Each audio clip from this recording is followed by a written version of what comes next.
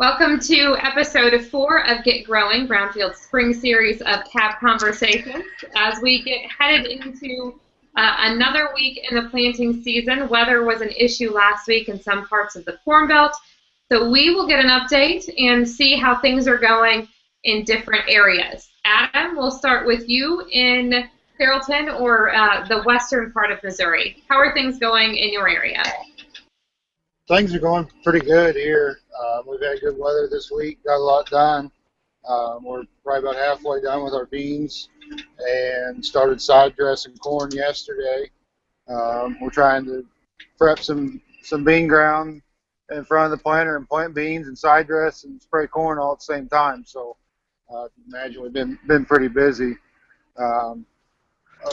Overall conditions have been okay. Our ground is hard as concrete here, trying to plant into it. So that's kind of been an issue. A lot of people had beans in the ground are having trouble getting them up. They're not even being able to rotary hoe them, from what my understanding's been. So there's some guys already replanting, and then there's still people like us that are planting for the first time. We missed a rain this morning that we sure could have used. Things are pretty dry around here. We need some rain to get some of our beans up.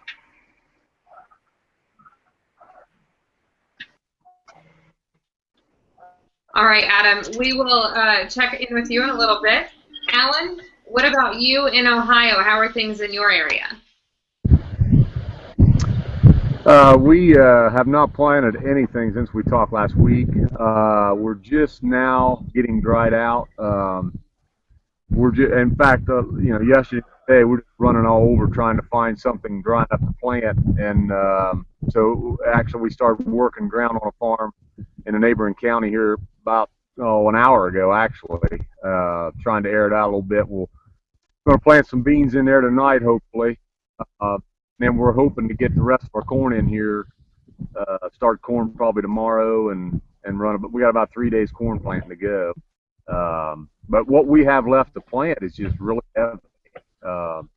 We're with all the heavy rains we had going into last week.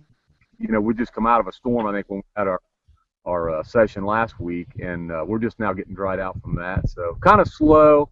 Spot spraying a little corn around the outside, and trying to do what we can to keep things caught up. As like Adam, we need to start side dressing corn on what's up, but we wanted to try to finish planting corn here if we could first. That's kind of where we're at. Thanks, Allen. Dave, what about you in Indiana? Kind of like Allen, you were awfully wet last week and weren't planting anything.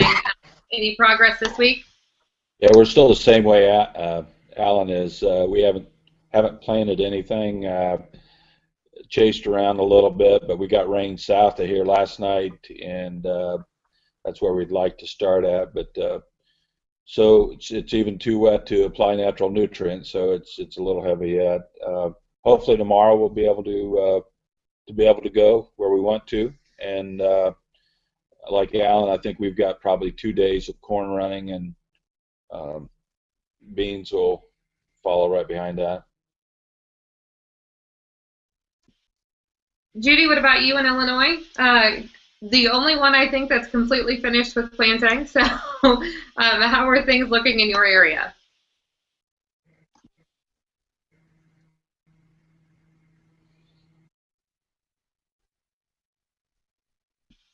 We might have to skip Judi for a second. Zach, we'll jump over to you in Nebraska. How are things in the western part of the Corn Belt? Pretty good. We actually got wrapped up planting yesterday.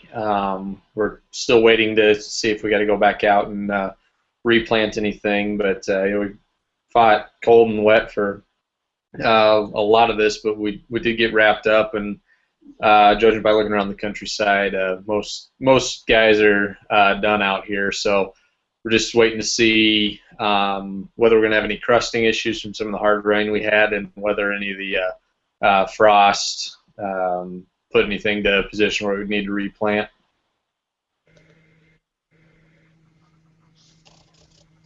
Thanks, Zach. If we're kind of having some technical things, so we will catch up with Judi eventually.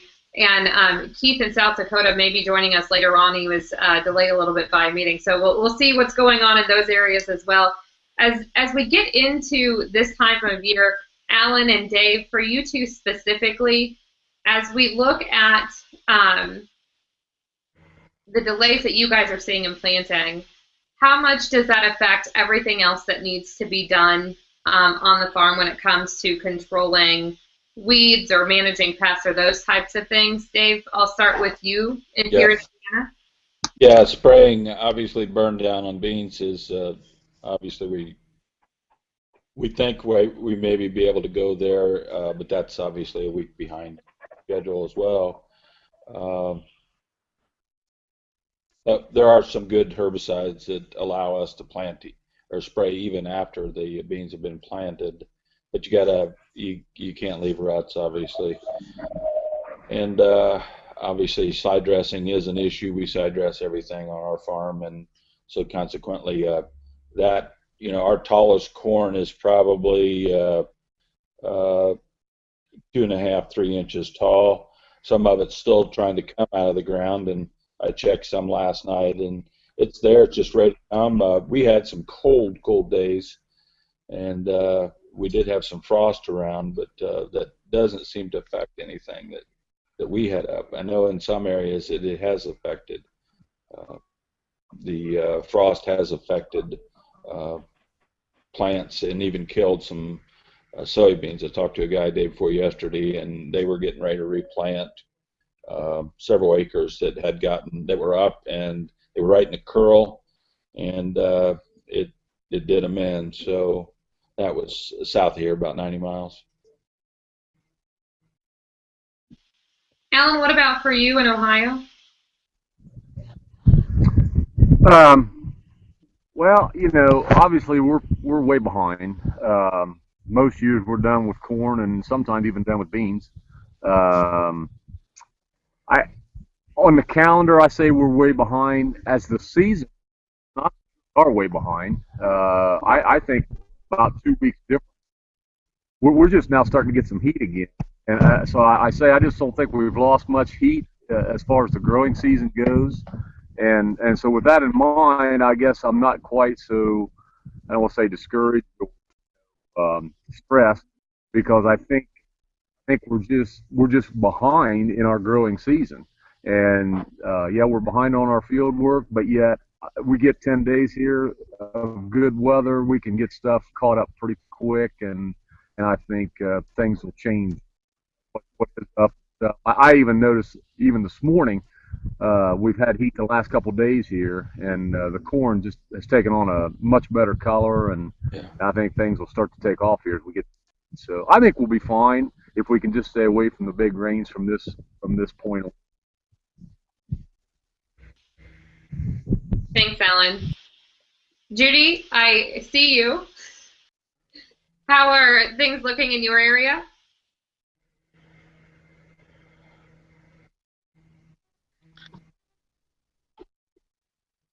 I'm going to say Judi is not there. But I did see Keith just pop on too. Keith, how are things going in South Dakota? Yeah, sorry I'm late. Things are going pretty well here in South Dakota. We've gotten a beautiful last week of weather. So I think guys are pretty well finishing up with beans, touching up some things. We're seeing a lot of corn start coming out of the ground. Things are looking good. This is just what the doctor ordered, with mid-70s and sunshine each day.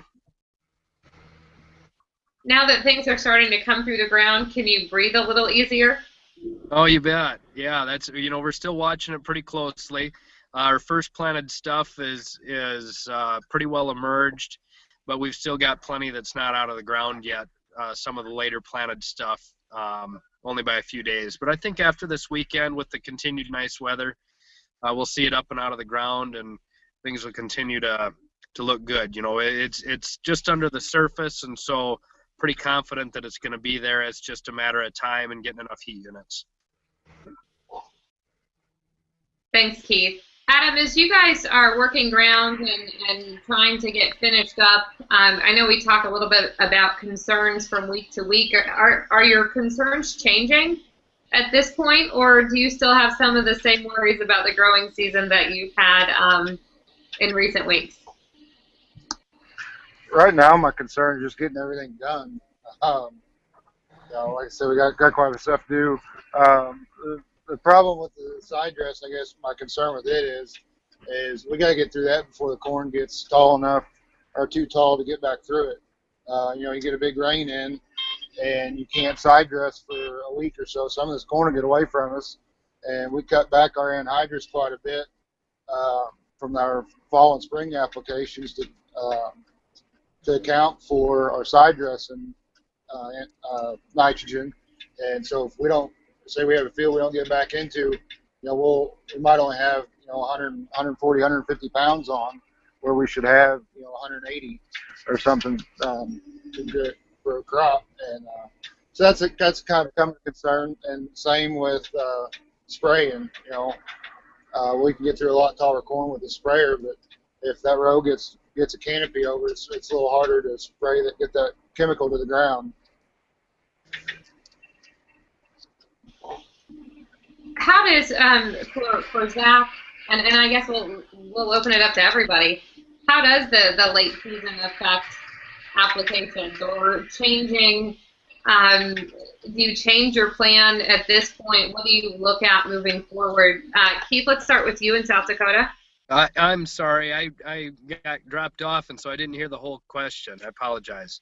No, that's okay. How does this type of delay in planting season or the late going like this, does it change things, whether it comes to application, nutrients, those types of things, or do you have to maybe switch your game plan, or do you stay steady on the course? We stay fairly steady on the course. We were just talking about yesterday how this will be the second Memorial Day weekend in a row where we're not side dressing.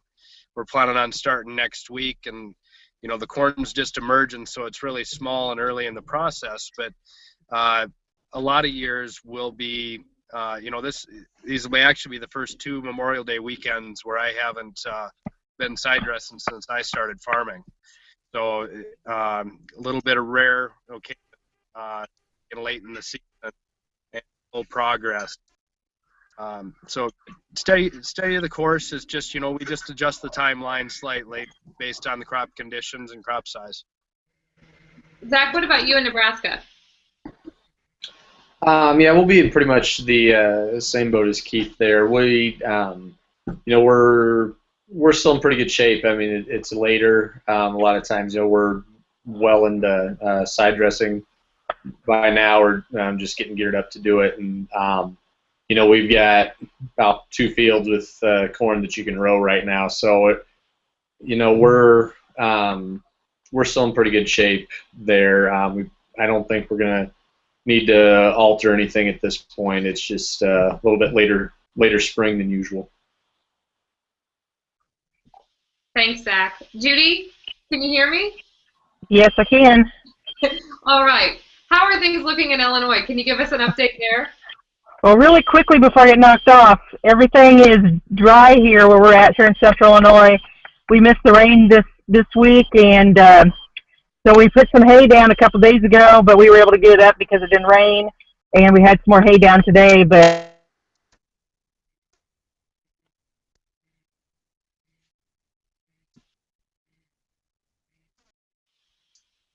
I think we've lost Judy again. Technology is so wonderful, especially in rural parts of the country.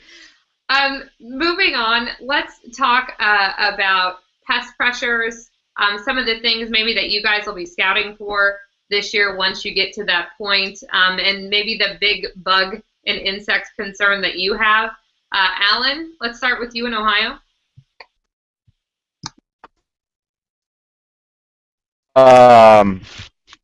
Really, corn borer is one of our main plants anymore. That's kind of the way. In the soybeans, if we get turn off dry later on, a lot of times, we get spider mite issue, something like that. But every year's different,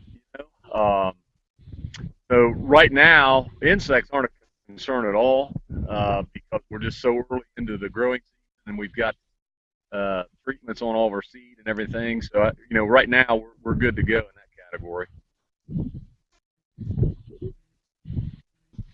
Dave, what about you in Ohio or in Indiana? Sorry. Yeah, we a little bit like Allen again. We do tillage for the corn ground, and that does help. Not a lot of foliage, and so consequently, we don't have so much of an issue. We do raise BT3 corn, and so those issues are helped tremendously from years past when we had to use insecticides and things. So you know, the advancements in technology has been good for us. Yeah, we haven't had a big issue even with spider mites. I don't know that it's probably been 5-6 years that we've had to spray for spider mites. So, and that's a good thing, I guess, because you know, we don't want to harm the honeybees and those kind of things, and so consequently, that's a good thing. So we're in a area here that's you know, typically we're in pretty good shape with bugs, and we don't raise a lot of continuous corn, so that helps. Thanks, Dave. Adam, what about you guys?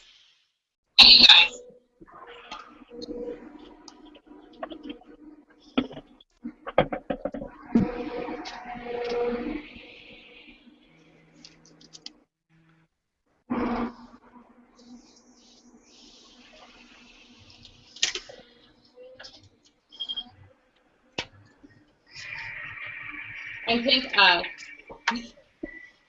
Judi, can you hear us in Illinois? Yes. Yes. With your crop being probably the furthest advanced of anybody, what are some of the things you're scouting for right now? Right now we're looking at weeds. We've got some buttonweeds coming up and morning glory, giant ragweed. That's what we're looking at. Haven't found any insect damage at all yet, so we're continuing looking at. We're going to looking at some beans that might have to, that are having a little struggle to get up because they were the last planted, but everything's pretty much up. But just looking at weeds, yeah, like you said. Thanks, Judi.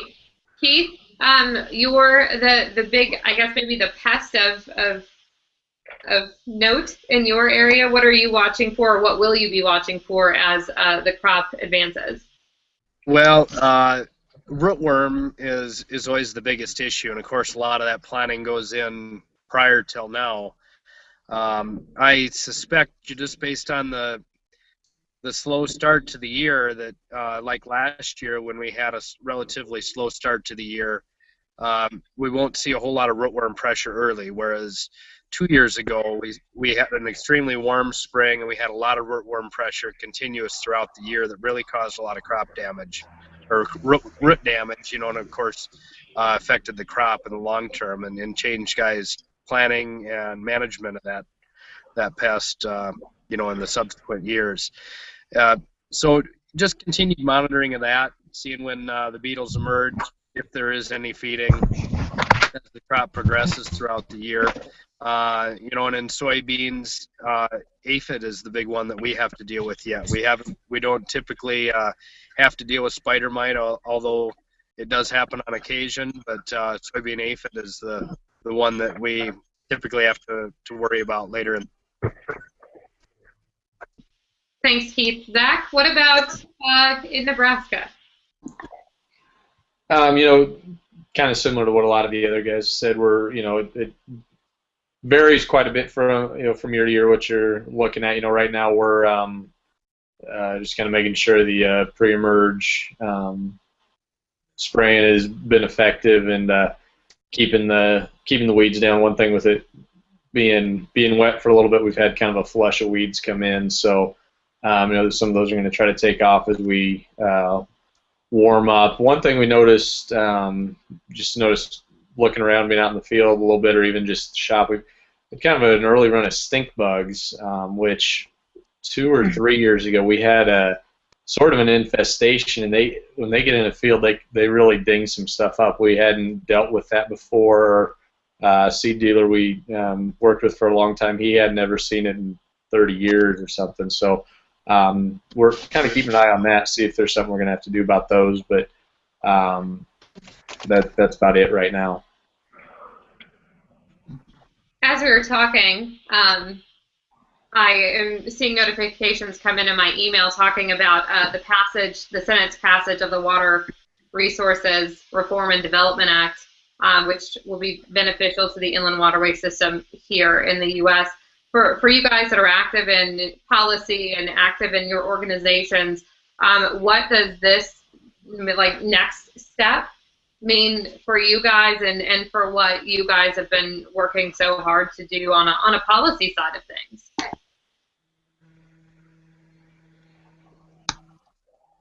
Well, I'd say from the corn. Go ahead. No, I'd say from the corn growers' perspective. Thanks, Dave.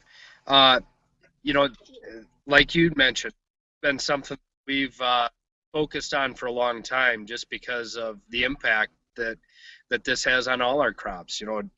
Here in the northwestern part of the Corn Belt, maybe not even in the Corn Belt, fringe Corn Belt areas, it still all has an effect, just because of the, what gets transported over further to the east is going to, subsequently have an effect on prices here. And so if you guys have good shipping and have the potential for exports, it'll affect us over here. And I know from the National Corn Growers perspective, it's something that we've focused pretty hard on.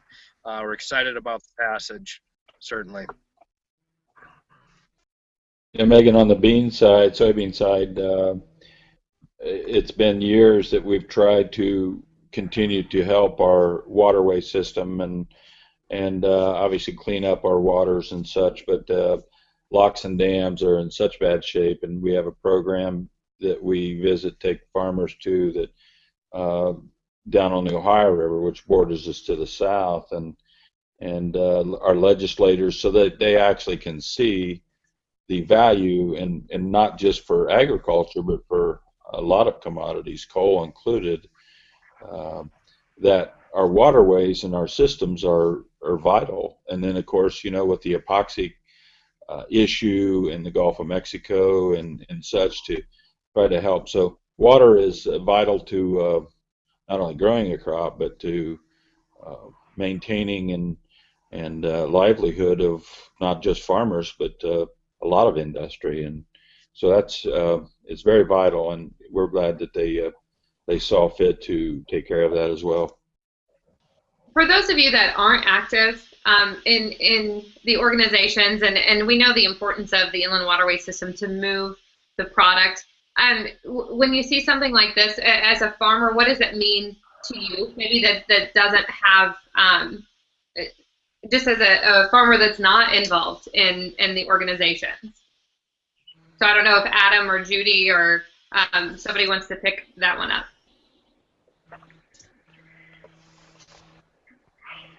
Well, looking at somebody I've been involved in the past and everything, but what you worry about is what precedent it's going to set for the future, and you're hoping that the people that are there they're looking out, further down the road, not just worries that are happening right now. They're taking into account things that could affect farming and the food supply further down into the future, instead of just worries of right now. Is what I hope that they're doing, and I think most of them can do that. It's just you just worry about what their agendas are currently.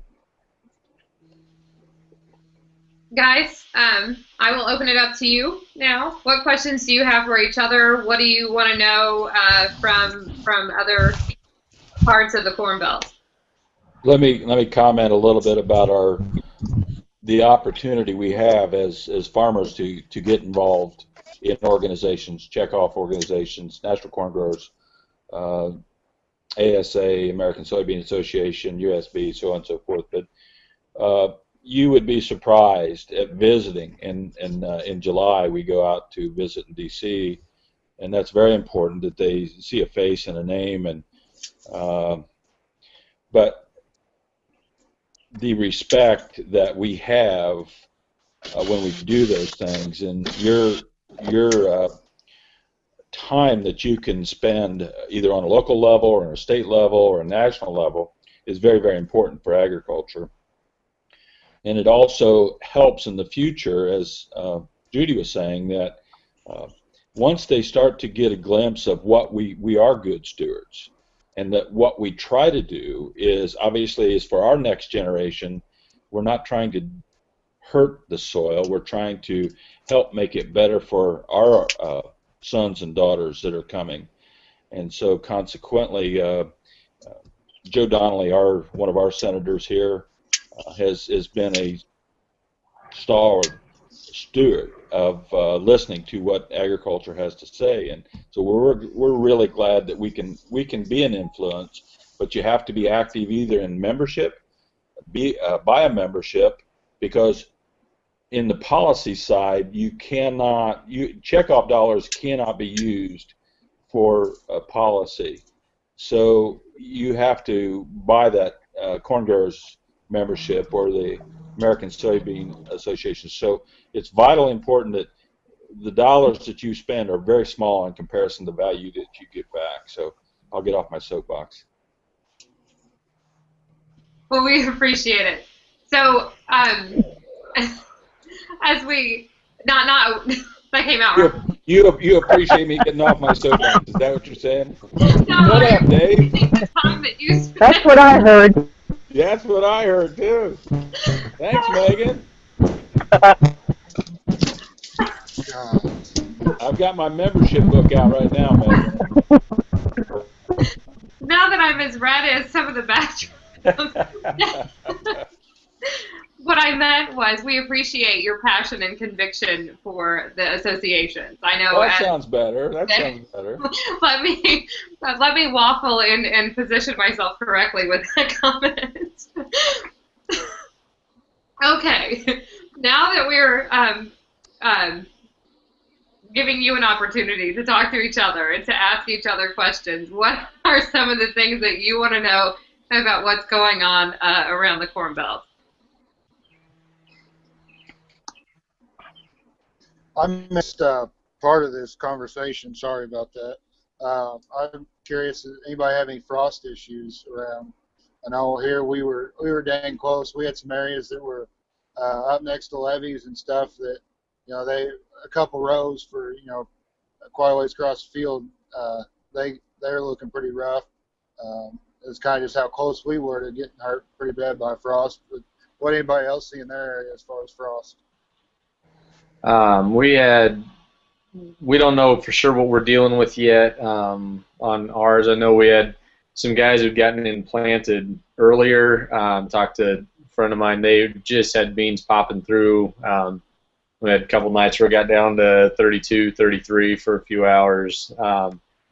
They weren't sure yet whether they were killed or what was going to happen there. I think we'll know probably by Monday or Tuesday, as we warm up a little bit and the survivors push through, kind of know what we're dealing with. The corn around here, it's perking up, but a lot of it looked pretty rough. I think time's going to tell what the frost did to it. Just it's struggling a little bit getting up. It's kind of staying yellow.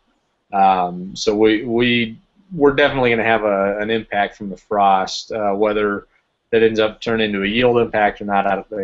It's too early to tell, but frost was definitely an issue here. Otherwise, it just slowed down stuff from emerging. I got popcorn that's been in the ground 2 weeks and hasn't popped through yet.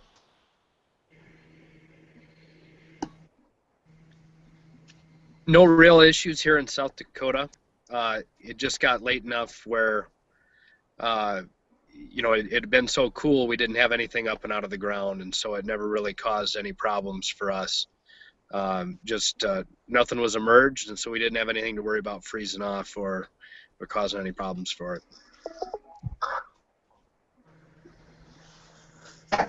Dave, did you have frost issues in eastern Indiana? Well, not right here. We have not. No,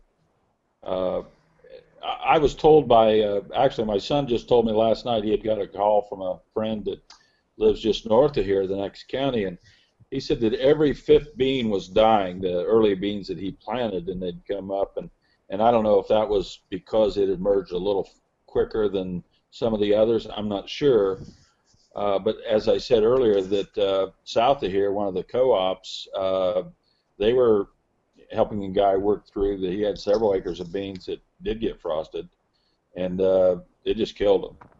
So it depends on the area. It got cold. It got colder than I thought it did, but we did have frost, and the impact of that might be first part of next week when it warms up and we see what we got. Stuff comes through the ground or something that did come up early.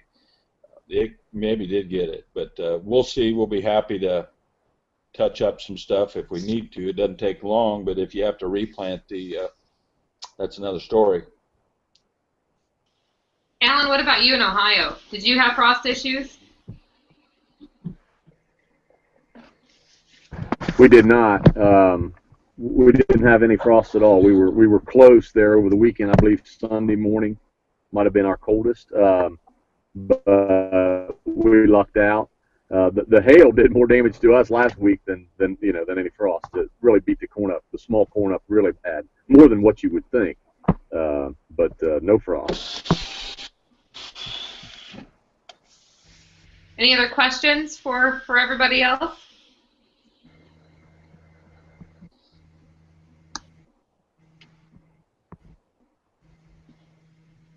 Seeing none.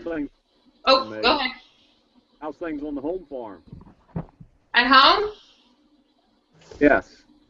Things are all right. We put our last acre of beans in earlier this week and had a little accident on our farm with the sprayer. So things have been a little hectic at home, but everything is in and we're going from there. So my dad can rest easy. So were you driving the sprayer when that happened? No, I was not. I was just looking at pictures with my jaw on the ground. Because we might be missing a couple of windshields out of a tractor. Ooh. Yeah. Nobody was hurt. All cosmetic. So, but we're finished, and we're now focusing on the big garden that my dad is growing weird things in this year. Are you like Judy's area that is so dry, or? No, we're about 2 hours north of where Judi is, hour and a half maybe, and he has not missed some rains, so we're able to. He got in on I think Monday or Sunday I think was the day that he got back in the field, and then finished up on late Tuesday. So we are finished finally for the first time. And it was also our first year with auto steer, so we'll see how that turned out. I would like to request a map of where everybody is located at. You know what? I think our wonderful IT girls are working on that. Are they? Well, good. Yeah. So that'll give you a visual to see where everybody is located. Absolutely, yeah. Anything That's else this week, guys? What, Alan? I said that's a good idea, Dave. I like that idea. Mm-hmm. Thank you.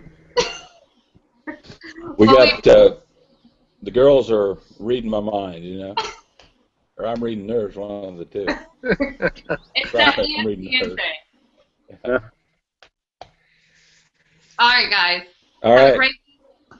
We appreciate you. We'll catch up with you next week. Very good. Thanks. Take care, Take care, guys. everybody. Thanks. See ya. Guys.